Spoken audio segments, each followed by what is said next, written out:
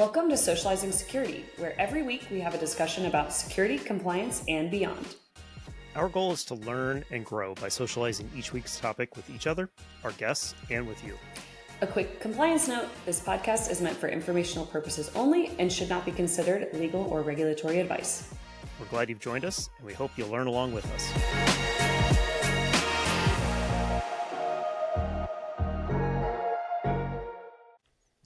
Welcome back to another episode of Socializing Security.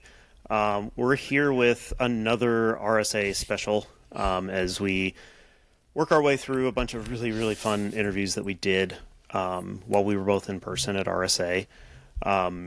Again, talking to somebody, Milou, that you helped bring to our list of potential speakers, potential interviewees. So why don't you give us a quick introduction to Greg? Really excited to be socializing with Greg Karp-Neufeld, and I have to admit, I'm not sure I'm nailing his last name, and that makes me feel embarrassed because Greg and I are friends. So this is one of those things where it's the friends of the podcast. I feel like we have this theme, right? When I bring on, or either of us bring on a friend that I'm like, I feel like I'm less prepared for this. But anyways, Greg is a wonderful human being who I'm so fortunate to get to say is one of my family's close friends, in the sense that he and my husband are actually best friends from high school. And so it's a fun world where my husband does not do anything in the technology space per se. He's not a technologist. He has a very different skill set and expertise. His best friend, Greg, though, is a career information technology expert and has been working he's currently a director of corporate IT and enterprise security at a company called Front. But he's been working in information technology roles specifically for about 14, going on 15 years. So is at this point an expert, in my opinion, and also just a lovely human being. So I'm really glad we were able to, he was my buddy at RSA, so I was also just lucky that I had a buddy. Yeah, having somebody to help you kind of through it, especially if they've been to the conference before, is always really nice. I definitely ran into Greg both with you and without you several times throughout the week. He became your RSA buddy too, which I love about him. So I'm not surprised that happened either. Yeah, it was very scrambled for me. Not a consistent through line of people that I was hanging out with, which is actually really kind of cool to know that many people and to transfer friends like that was super cool. So and Greg made it super easy. Like you said, he's a good human being and was great to hang out with. So yeah, talking to Greg, you'll find this interview. Obviously, we're recording this after the fact. Yeah, I'm just going to set the scene of this one because this one is funny to me in terms of like, for me, this was I guess our first in-person together offsite. I would say it wasn't even necessarily within a recording studio. We had so little plans for this, and I really have to say thank you to Greg for just like rolling with it because. Yeah. He is also a human being who I knew that I could be like, hey, you're a good friend. Also, could you just roll with the punches? And like, we don't have a recording space. We don't really have any plans. Like, we're going to meet up at like 7:45, which normally if somebody asked me to meet that early, I'd be like, thanks, but no thanks. And Greg was like, yeah, of course, that sounds perfect. He beat us to, the breakfast spot. We all had breakfast together, I think like half awake. And then we were able to go record, with like where he works. And, it was also kind of fun. It's like bring your friend to work day. I enjoyed it. Yeah. I got to see his station, and he even has like an IT bar, and they call it like that with, they actually have cocktails on tap and all that kind of stuff, which is so fun and totally fits into the cultural conversation I think we're about to have. Yeah. And this was another one of our RSA firsts. I think we counted 3 firsts, just recordings. This was the first using a mobile studio that I... Yeah, thank you for bringing that. literally slapped together at the last minute.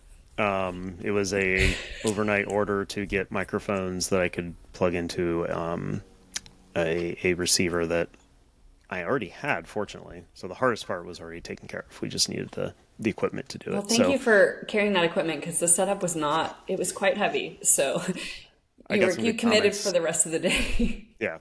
I got some good comments and did drag that thing around with me all day. Now I know it works.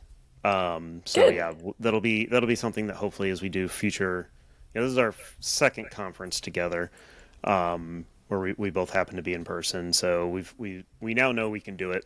it's more a matter of finding the space than it is about figuring out the equipment side of I it. think, maybe being a little bit more proactive is a lesson learned I'm going to take away because, again, Greg is an easygoing, wonderful human being who is like, yeah, of course. Oh, wait, I actually have a conference space. Let's just make it easy and do it there. He, I know, would have been totally cool with us, like, recording, I don't know, in the streets of San Francisco or in, like, the hall closet at some conference. He would have been fine with that, too. In my head, I was envisioning us with, like, 3 of those, like, mini microphones sitting on the floor, like, in a back room, basically, like, leaning into the information technology, like IT director, like in the back closet kind of vibes. So, that could have been fun too, but I was really happy with how it ended up shaking. You never get to see where your friends work. I thought it was so fun. It's like, bring your friend to work day. I had a great time. Yeah. So as we go into this interview with Greg, do be aware that once again, this is going to be slightly different look and feel and sound, depending on whether you're watching or listening. But it's a great conversation. So I hope everybody enjoys it. Yeah. Let's bring on Greg. And we're back with Greg. Greg, really great to have you here. Thanks for having me. Yeah, absolutely. Excited to talk to you about RSA and all sorts of things that are going on. Why don't you first start by giving our audience a kind of quick intro of yourself? Yeah, so I'm Greg. I work in IT and security at a SaaS company based in San Francisco. Cool. Yeah, that is a good synopsis. Great. And we're lucky because we're here with you in person today, which is super fun because we have a background more as like friends than we do as colleagues, which is really like a cool world to just get to do that together. We're at RSA. Is this your first time or you've been before? Yeah. I only do the expo floor, but I try to go every year and spend at least a couple hours on the floor walking around, seeing who's there. Yeah, it's a crazy floor. I've been to a lot of conferences in Moscone and never been to one like this size. They use areas of this conference center that I've never seen before. So it's kind of cool to see the number of vendors that are out there, and maybe like a third of them. Yeah. Maybe a quarter of them I've ever heard of. And it's like, okay, wow, there's so much to learn. I just can't take it all in. It's impossible. I'm excited. This is my first time. So I'm a newbie. It's a lot of fun. Come with a very well-charged social battery. Yes. It will be drained by the end of today. And good shoes. I was also told specifically wear good shoes. Yes. Yeah. Oh, yeah. A lot of walking. Yeah. At least have carpet on the floor. It's not walking on concrete. Well, one of the things we're going to just talk about too is like, obviously with the world that you work in and what you do, you probably pick a lot of vendors all the time. And so let's just kind of talk about some of the pain points of when you're picking a security vendor or IT, you can speak on either of those. What are kind of some of the pain points that you experience in your day to day? Yeah, I think the biggest challenge is picking a vendor at the right size, right? There's some vendors that, no one's ever been fired for buying IBM, right? The classic phrase, right? Yep. CrowdStrike, for example, everyone knows them, and they're a great large vendor, but sometimes you may want something more personal from a smaller vendor, right? But then maybe that smaller vendor doesn't have, all the features you need. Maybe you're a design partner where you're working with them to get the functionality that you eventually need and you're willing to compromise in the short term. So it's really that struggle of do I need my solution for whatever problem I'm trying to solve now, and I should go spend a lot of money with a large vendor, or am I okay sort of getting there with somebody that I have a closer relationship? Maybe I'm working with the co-founder or one of their founding engineers and getting to where I need to be eventually. Yeah, having worked at several startups at this point, that balance is an interesting one to hear from your perspective, in the fact that, as a startup, being at a vendor, you're oftentimes looking for customers that are willing to engage with you more heavily than the average. And so being able to get that feedback, being able to talk the vision of the product, like you mentioned, they may not be there yet, but you want to get there with them, can be a huge advantage for both sides. That's a great relationship to have. So I guess maybe talk a little bit more about that and some of the experiences maybe you've had around that. Yeah, not security related, but I've always had a really good partnership with Zoom, trying out a lot of their features really early on. In a lot there's a self-serving component to it. I get access to new features early. I get to give my input on it. But then, there are vendors that I really believe in, and I this is going to be good for you. It's good for me. Let's invest in the partnership, and it will pay off dividends for both of us in the long term. Yeah. It's a fun relationship on both sides. Actually, with that one specifically, with Zoom, how did you foster that relationship? Because I think that's something that some of our listeners might actually be interested of. how do you establish relationships with vendors, right? I think that's something that like a lot of it is occasionally just like who you meet at events like RSA, of becoming like on their list, or who you know. Like it is a little bit of a game sometimes of being like, oh, I have a friend at this company, and you know, I could phone a friend or send them a LinkedIn message. How did you kind of establish some of those relationships with some of those like vendors that I think you see really as partners? Yeah, it's just about communication, right? I think having a good account manager is like a huge part of it, because they can connect you with folks on like their product team or engineering team, and just, I don't want to say like be noisy, but like, you know, make your voice heard, like be persistent, be engaged. Yeah, right? Like if you have feedback, share it, and you know, don't just like complain, like give good actionable feedback to you know, your vendors, your partners.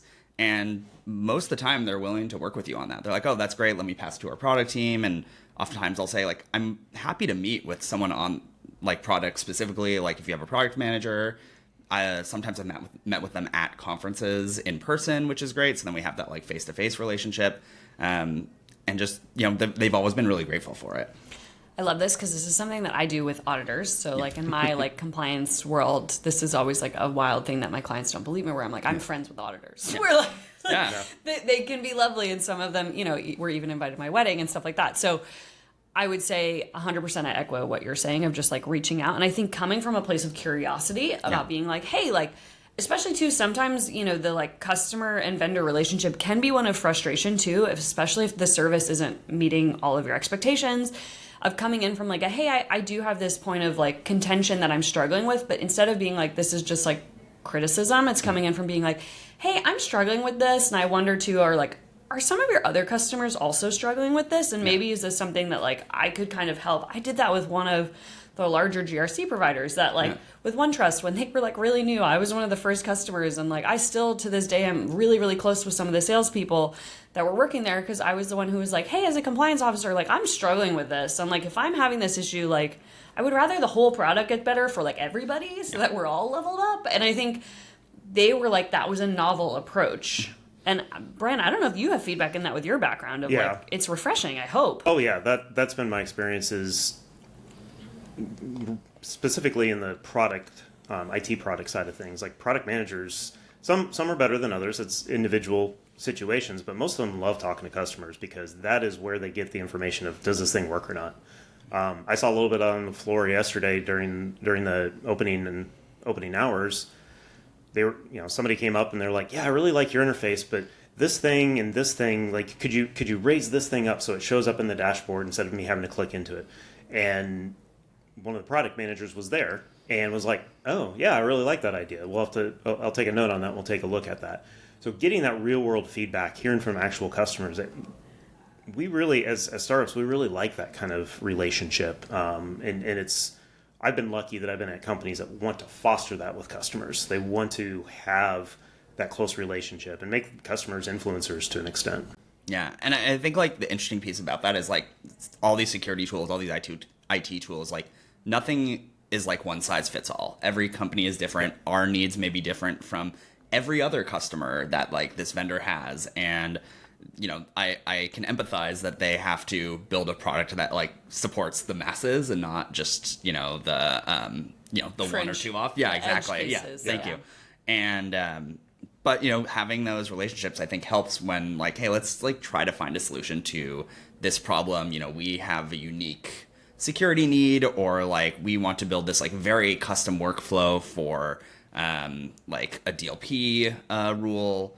How can we make this work that like works within sort of the bounds of the product that you guys have made, but still supports our niche or fringe needs? DLP, data loss prevention? Okay, yes. Perfect. Yeah, making sure the good data doesn't go outside where it shouldn't be. Exactly, right? And, you know, something that we've been working on recently is when an employee leaves, what happens to their data? How do we make sure that, like, you know, we follow compliance standards, we follow good security processes, but also ensure that, you know, no pun intended, like no access to data is lost, right? Like some like maybe I wrote some really great useful documentation. I stored it in my Google Drive instead of putting it into a shared drive. And common story. Exactly. We've all been there. We've all done that too. Yeah. And then like, you know, maybe a year later after I leave, somebody needs that, and, you know, our maybe a retention policy is a year long, like they delete my data and like, great, it's lost, right? So something that we've actually been really pressing on our DLP vendor is not the like, external sharing. That's certainly a big component of it, but also how do we get insight into the data, that like how people are using the data internally and how we can, encourage folks. Maybe it's sending people a nudge of, hey, Brian, we see that you are using this like file every day and it's in this former employee's account. Like we ought to move it somewhere else. Yeah. Being proactive about IT, huge, exactly. rare these days. We try. And the mantra I always say to a lot of our vendors is like, you have the data, like you have access to it clearly. Let's try to operationalize it in a different way. Coming about it from more of like a data analytics perspective. Exactly. Let's break that down a little bit for the listeners, because obviously we're all talking and like all of us have worn IT hats before, so we're all like, I think, nerding out a little bit. Yeah. And I'm grateful that we're having this conversation also with you, Greg, too. Just like from an information technology perspective of making sure we're thinking through how are we taking our employee information? Mm-hmm. We're not even necessarily saying like employee data, because when I say that in the regulatory side, we're really talking about like HR records, right? Or your sign-on bonus, whatever, you know, like that's what I think about when I say like employee data. But if we're really thinking about like information of like employee use of systems, is really actually data that companies aren't leveraging effectively, because also like it's usually an afterthought. And when we're thinking about building like SaaS tools or technology organizations, we're thinking about like the infrastructure and the product, and then corporate security and IT is usually like, they're like, oh yeah, we do that for compliance. Or like, also it's really annoying, right, if Slack goes out or whatever. If we have an outage and Okta is like debilitating. So there's sometimes like, especially compliance is a similar function too, where like compliance and these back-end operations such as IT, they're not necessarily seen as the ones like driving innovation. But what you just talked about specifically of thinking through, like, I want to work with our vendors and our providers of making sure that, you know, if Milou is using one file in a certain way, potentially not even in a non-compliant way, but even otherwise of just being like, I am being slower in my day-to-day. Like having IT proactively start to push efficiency, huge for like companies to be prioritizing. Like, really awesome to hear also just like that's innovation within your space. Yeah. I mean, I think IT and security are always, and compliance are always sort of seen as a cost center, right? Like the question is a bad brand. Exactly. The question is, you know, what exactly is it that you do here? And my laptop's broken. And I want to change that perception, because we are a partner to the business. We're here to serve the business, make sure their needs, both from a security and compliance perspective, but also just like people need to get their work done.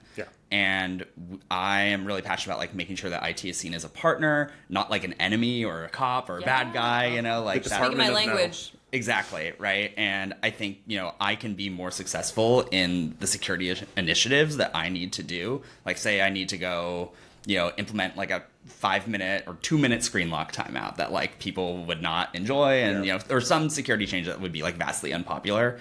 The more capital I can build before that of like, you know, I know Greg has to do this, but he really like was a homie and hooked us up when like when we had this problem, right? I want to be seen as like that partner that was like really flexible, and you know, they'll cut me some slack when I need to, you know, do something that's harder to the company. That's a great parallel to draw between how IT operates with their end customers and how vendors interact with IT departments. Because it can be mutually beneficial as long as one side or the other isn't taking advantage of the other. And obviously communication is huge in that no matter what. You know, having been on the customer side as well, working with a vendor, understanding what they're trying to sell you is one thing, but trying to understand how they're trying to sell it to you is another. And I would just ask them, I'm like, okay, so if we do this way, what does that mean for you? Like, what do you get out of this? And I want you to succeed as I go through this, but I also don't want it to be taken advantage of.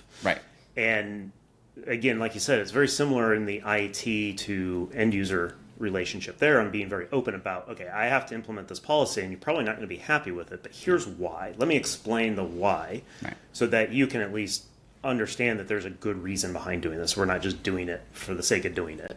Totally. Yeah. And actually, like, sort of a hot take of mine recently is I'm seeing all of these AI companies on LinkedIn Yeah. talking about like, oh, it's your AI powered like service desk where it's automatically resolving issues for, you know, closing tickets for no reason. Exactly, right? And I absolutely think like, I mean, the company I work for, like we are putting a lot of investment in AI for customer service, but it's still, you have that like human personal touch. Like AI is maybe the first touch, but not the entire customer journey for employees.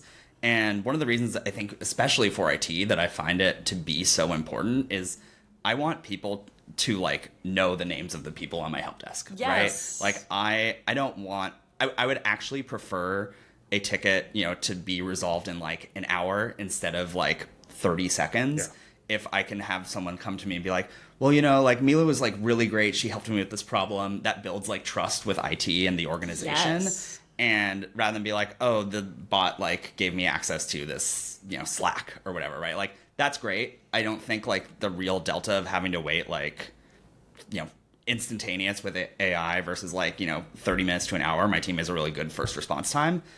I think that's like, that relationship is way more valuable than the like speed that comes with it. Well, and to be honest, it's better for your help desk people too, because people want to treat each other like human beings. Yeah. And they want to be treated like human beings.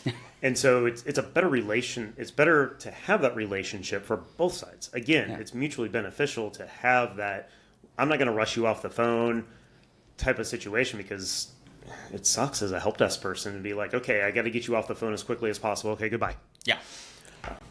Yeah, it's also like making sure that you're thinking through like the metrics of how you're operationalizing your team, and also thinking through, you know, cool, great, we got this AI tool that means our tickets are closed this much faster, but what is the employee satisfaction now with the successful, like, the company might be like, great, like ticket progress is huge, like you're closing tickets faster, but employees are pissed, and like you're losing that culture that you're building within the organization. It's something I talk a lot about with compliance and security, as well as with IT. It's organizations I've fortunately also managed, and it's refreshing to hear somebody with the similar ethos about it, because I know that you are probably super successful in your job, and most of your employees and team members like working with you because you get it. Yeah. And are also like, it is sometimes really frustrating if your laptop just like crapped out on you. That's like not, we've all, I think most of us have had that experience, and like, especially if you're in the middle of a pressing thing, or like worst case you're presenting or something. We've all been there where like we had a big moment and our technology failed, and like that sucks. Yeah. And unfortunately also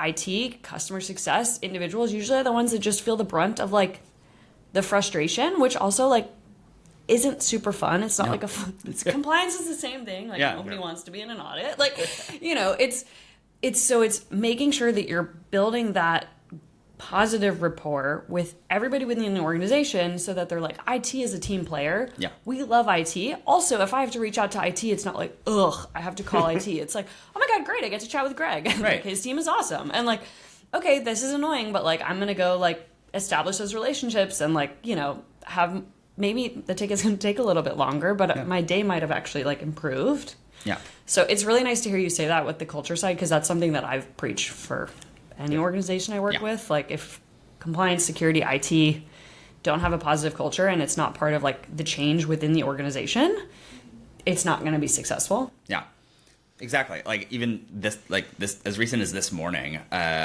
we were asking our engineering team to help with some changes that we're making from a security standpoint. And someone, you know, one of our engineering leads asked, how urgent is this? And I immediately responded, like, I wouldn't even use the word urgent. You know, like, yes, this is something we want to accomplish, but it's our end of quarter. I understand you're busy.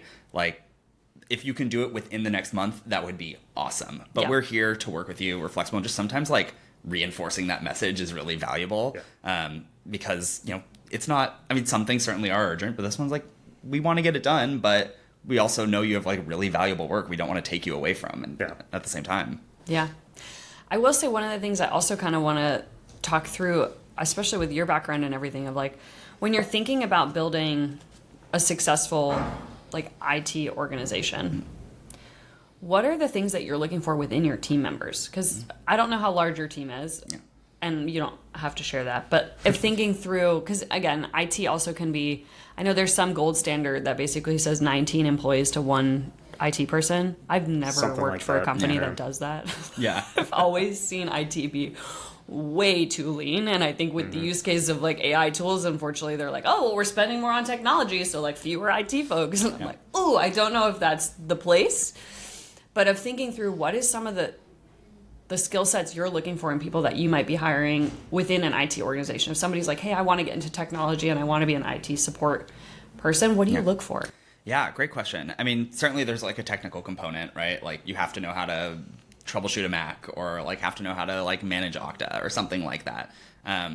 But those are the things that like can be taught. You know, I could teach anyone, you know, reasonably how to like implement Okta or like manage, you know, Office 365 or something like that.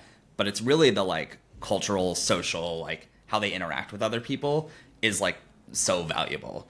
You know, I don't want to say like eventually you're going to run out of technical stuff to do, but you know, like I would say our posture is like pretty mature. We've like done a lot of like the sort of, I don't know, big heavy hitting implementation projects to get us to a good space.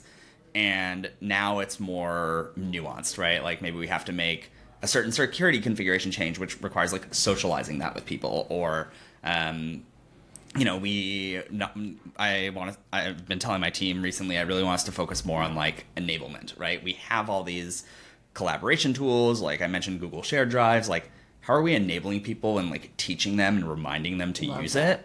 Yeah. And that just requires that like really heavy social like ability to interact with other people. I don't want us to be like perceived as the IT people who are in the basement. Yeah, I was just about to say, I was like, this is a very different brand than the reputation of stereotype. Yeah, exactly. And I the more that, and it goes back to being like a good partner to the business, right? If you don't have that ability to interact well or like provide really good customer service to people, you're not going to be successful. And I try to always like emphasize like customer service is the most important thing. Like think about the time you dined at like a fancy restaurant or went to like a really nice hotel. You know, somebody will bring you like your meal or drink, and they'll always ask you, is there anything else I can do for you, right? And like that is the ethos I want my team to have, is really customer service driven. Do you keep your IT people physically separated, or do they sit in a place where anybody could walk up at any time? They all get along, so I don't have to separate them. I was just about to say, I was like, Well, and I've seen it's that like because they're friends? Yeah. The walk-ups can be very distracting from the job that most help desk people need to do, which is taking calls, working on their computer, putting updates on the tickets, that kind of thing. And so I've definitely seen places where the IT department is purposely, sometimes even behind a badge door, because some of those conversations can be confidential. Yeah. Some of the equipment that they work with, they need to work with freely and be able to get up and walk away from their desk and not have to worry about whether that stack of laptops is going to disappear while they're away. So there are some good reasons why IT gets segregated from the rest of the company. Yeah. But at the same time, if you're building a culture of trust and dare I even say friendship between the business and IT, having that ability to freely flow in and out of their space and be like, hey, I just noticed this weird thing. Can I ask real quick about this thing? So that's the root of my question is like, do you make that, obviously as they take calls and stuff, you're trying to foster that, but do you foster that physically as well? Yeah. Oh, absolutely. So we are a hybrid company. So we're in the office 2 days a week, work from home the rest. So I try to structure my week of like either the hard conversations or like confidential things or just like deep focus work. Yeah. I try to organize myself so that those are on the work from home days.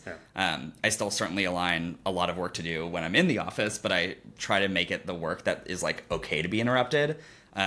We're an open office space, so like no one's behind like a locked door. Sometimes like I'll go, you know, if I have to take a quick meeting and there's no conference rooms available, I'll go like pop into the server room and like take a call. Yeah, there you go. You got that heightened access. Exactly. Like 100% of calls I take in that scenario, someone's like, "Where are you in an IT closet?" I'm like, "Yes, I'm in our IT closet. Let's start the meeting." What's nice about it is like, so imagine like rows of desks, right? I've sort of strategically set it so that like I'm the furthest from the aisle and my help desk engineer is the closest to the aisle.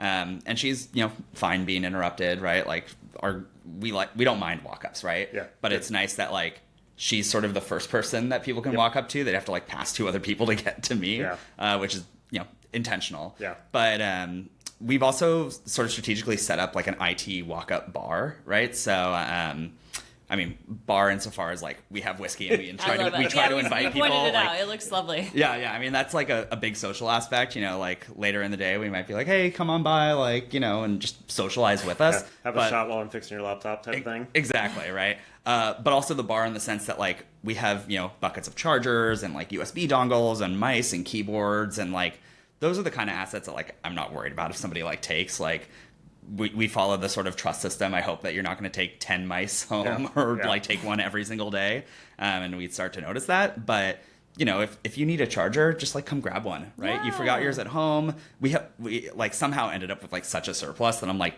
don't even bring it back. Like like you can keep it.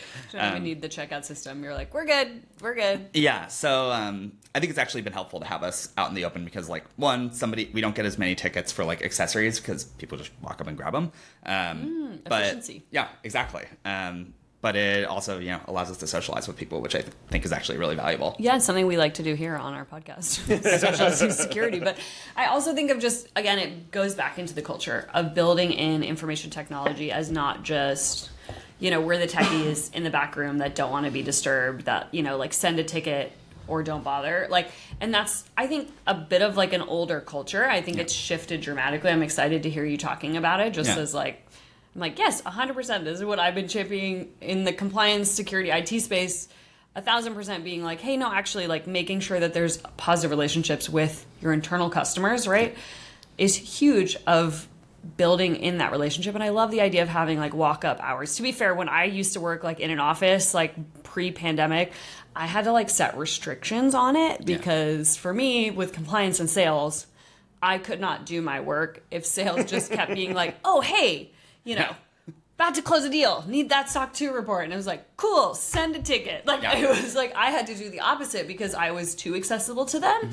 And I literally eventually had a sign that was like, available for office hours from like 1 hour in the morning and 1 hour at night. Because they would be so jazzed and excited being like, oh yeah, about to close this huge deal. I'm commission driven. Like, this is the most important thing to me. And I was like, hi, I'm in the middle of our audit. Like, I can't do this right now. Like, we can't close these deals if we don't have these certs. Yeah. So I had the opposite where I had to like pull it back because I was too available. Right. Sounds like you luckily are finding the balance right now. We're finding the balance, and like just because we allow walk-ups, like a lot of the times, like if you come up to me and you're like, oh, my laptop's broken, or I want a new one. Can I, it's been 3 years. Can I have a new laptop? If they walk up to me, I was like, sure. Do me a favor and like, can you submit a ticket? Yeah.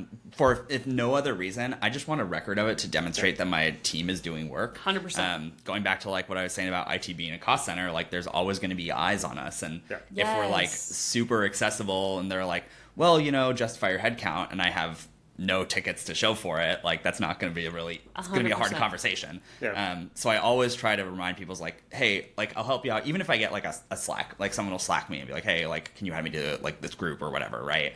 And I'll be like, sure, I got you, but like do me a favor, like just send in a ticket and even just say like Greg did it so that it'll get assigned to me and I can like close it out. But I always try to encourage people like, I just need a record. Like I'm here to help you. I'm not going to be like, go away, submit a ticket. But I do need that record because I need do you the hide data. behind the auditors in that case? You're like, some auditor's going to look for this ticket. Can you please help me? Sometimes, yeah. I do that a lot. Yeah. This will come up in audit. I need a ticket. Yeah, exactly. Put this down. Definitely depends on the request. But yeah, if someone's like, oh, I need access to a sensitive system, like, yeah, I need a ticket for that. Yes. But if they're like, I want a keyboard. Even championing your team of putting that conversation, because again, submitting a ticket often feels like an extra step or like extra work for team members of being like, oh, but I'm in the middle of this thing, like, could you just help me out? And it's like, yes, but also my team deserves metrics that are valuable and show that they're like doing a good job.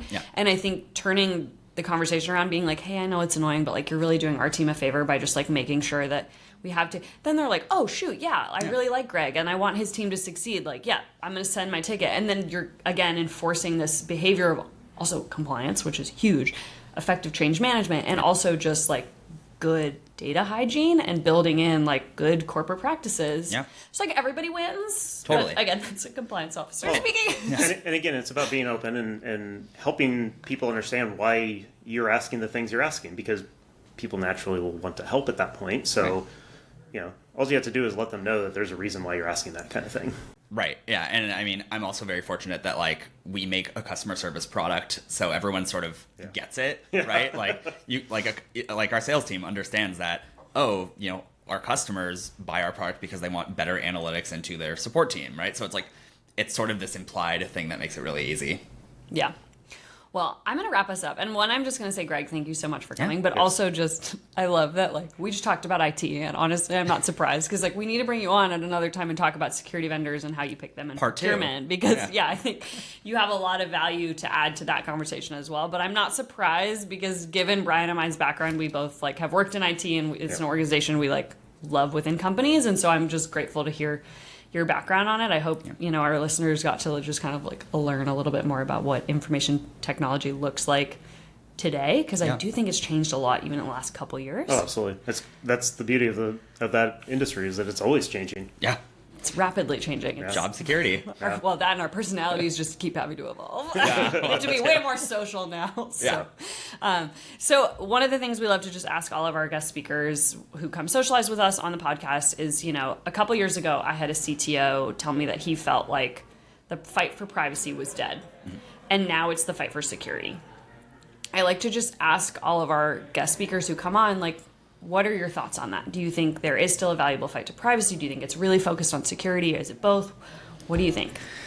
Yeah, it's a great question. I think both are still really important, right? Like, I'm in both career and personally, like a big proponent for both privacy and security. I could see why someone would say like privacy is dead. There's just like been so many data breaches. Like, I'm sure, all of my PII is like out there on the dark web. Like, if somebody wanted to find out all this stuff, like, they could, and that like sucks, right? But I do, subscribe to a couple services that go to like all these data brokers. Like, I'm fortunate to live in California that has very strict, data privacy laws. I love using CCPA to my advantage. Good, I love it. I abuse it. But yeah, like I subscribe to a couple vendors that go and like submit data deletion requests on my behalf to all these data brokers, and yeah, I don't know if it like makes a huge difference, but it makes me feel better about it. Like I still get plenty of like missed calls throughout the day and like random text messages, but I feel better about it. Like, in theory, it's fewer. It could be worse. Yeah, and I hope that like if somebody was going to try to target me to like hack me or something like that, like if I make it incrementally harder for them by like scrubbing most of my PII from the web, maybe they'll just give up and move on to someone else, oh, right? Greg, and, come on. Yeah, I mean, unless they're looking for you specifically, they'll take the lazy route, just like we all do. Yeah. Like if I just make it like that much harder, like social engineering. Yeah. Exactly, right? And being able to have a service that does that for like your family as well, especially like my parents who are older and not very tech forward, like I feel better about that. But I think security is also like super important, right? Like having strong MFA on your accounts and like not using a password manager, like all that is just like so important to maintaining like a good security hygiene in your personal life. Like you don't want to wake up one day and see like all of your savings are gone or like all of your airline miles are stolen. That would be the worst case scenario. Yeah, so I think like security is, I'd say, just as important as privacy. I think there's also like a lot of fight for like privacy and encryption and using messaging chats like Signal to like keep your conversations private from prying eyes, both malicious and government. I think there's obviously a lot of talk about that these days. Yeah, for sure. So it sounds like it's still a valuable fight. I think it's both. Yeah. It's both. I love that. I'm not surprised by your answer, given what you do for work as director of IT and security. I think obviously you understand the importance of security, but you realize that it is still because we're fighting for privacy. Right. I'd say they go hand in hand. Yeah. Great. Well, really appreciate you joining us, Greg. Yeah. Thanks for having me. This is great. Thanks. This was so fun. Yeah. Bye. As we kind of set up, that was a really great conversation with Greg. Went a little bit more into the traditional IT space than the regular security space. But really, I don't think anything that we discussed doesn't apply to security. The things around culture, the things around how do you pick a vendor, the influence that you, as a practitioner, whether that be IT or security, influence in your organization, to get people to do the right things, all apply. Whichever one of those two you're talking about, I think is super important in understanding how you put yourself out there as a practitioner is super important. And there's a lot of lessons to learn for those of us that aren't IT help desk or aren't IT SecOps, to learn how to interact with those people. And the fact that, yes, they are human beings on the other side. They are trying to follow policies and procedures and whatnot. So treat them as such, and you'll find that you'll have a much better experience. Yeah, I'm not surprised that it was such a stellar conversation. I had high hopes, but of course Greg exceeded those. Just, he and I talked the same talk, which is so fun and exciting for me to hear. I've managed IT organizations before in a similar role that what he has, so it's always really refreshing to hear somebody talk about the importance of culture and using an approach of creating a steadfast and, approachable culture within the organization of saying, hey, information technology, we're not just like the individuals that are meant to be in like the basement in the back room, because what we specifically called out of, hey, IT technicians these days, for the most part, we're human beings who are responsible for making sure that the employee experience is frictionless. And yeah, their customers might look different than the sales customers, right? Their customers are the internal users within the organization, whether that's full-time employees, contractors, or even vendors, third parties that are getting access to the information security system. The customer might be different, but the end goal and the mission for the organization is the same. And I think hearing Greg talk about his experience as a champion for pushing forward the company's objectives and goals as using information technology as a key driver of the business, as opposed to just like back-end ops, is the right mindset.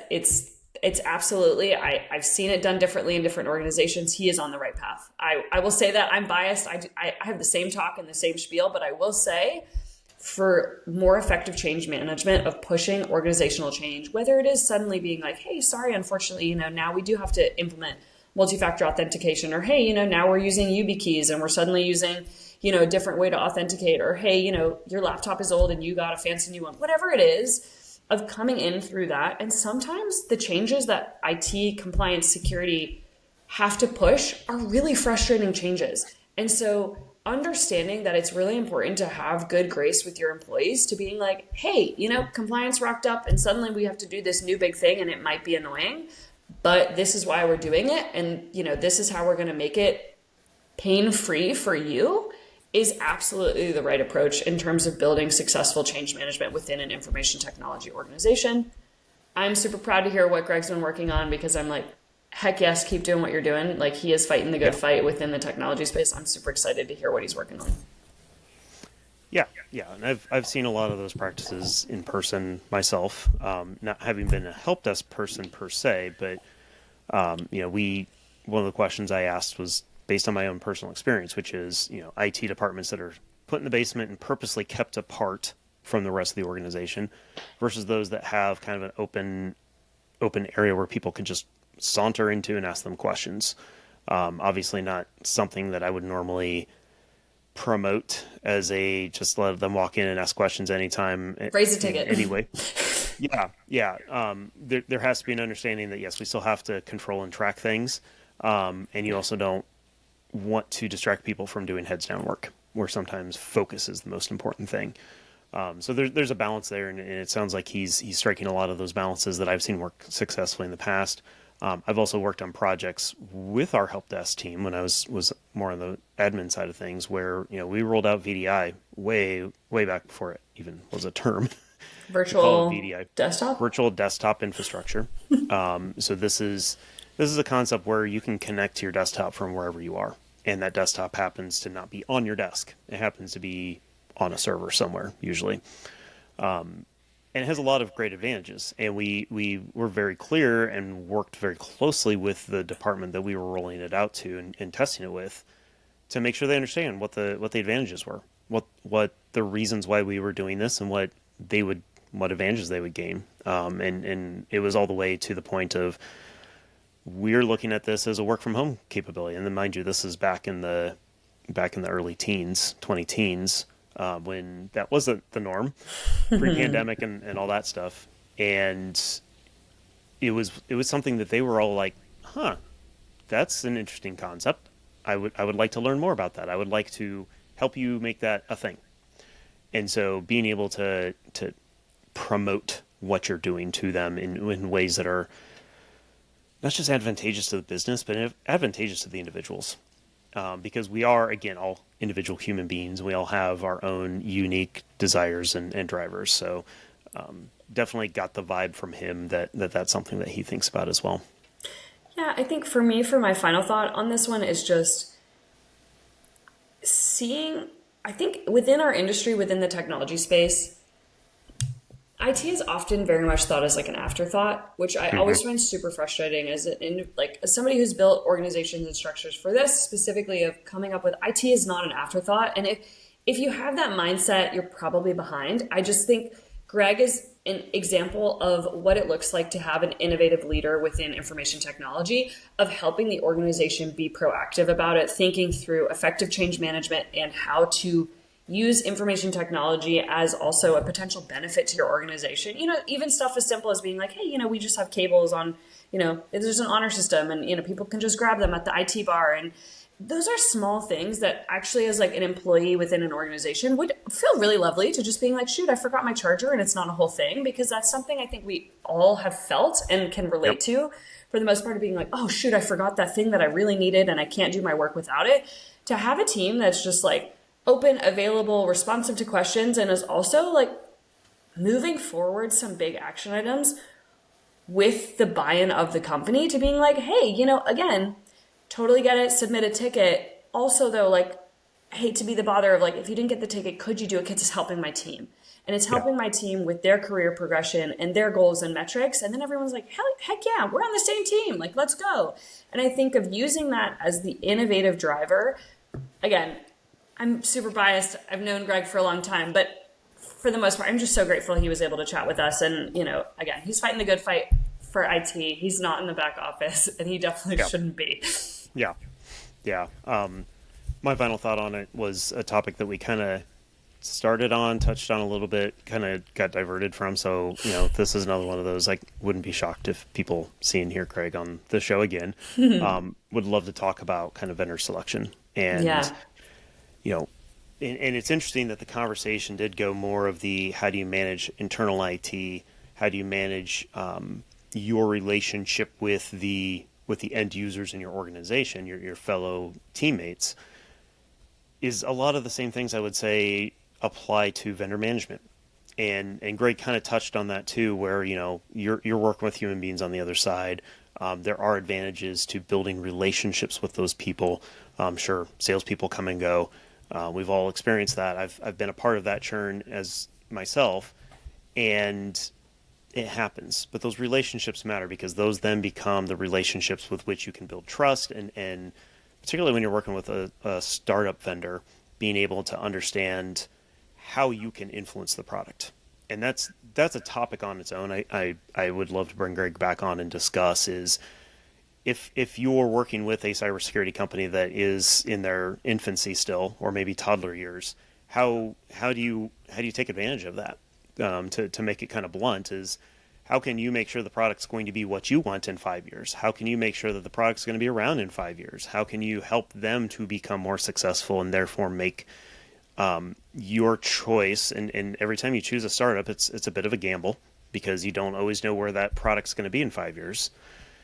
Making sure that bet is going to play out the way you need it to in the future, and building those relationships oftentimes are important. So yeah, another one of those. It's like we just didn't have time to dig into everything, particularly being in person. That this one, since we kind of had our own setup and everything, we got to go a little bit longer than the other live discussions, interviews that you'll hear.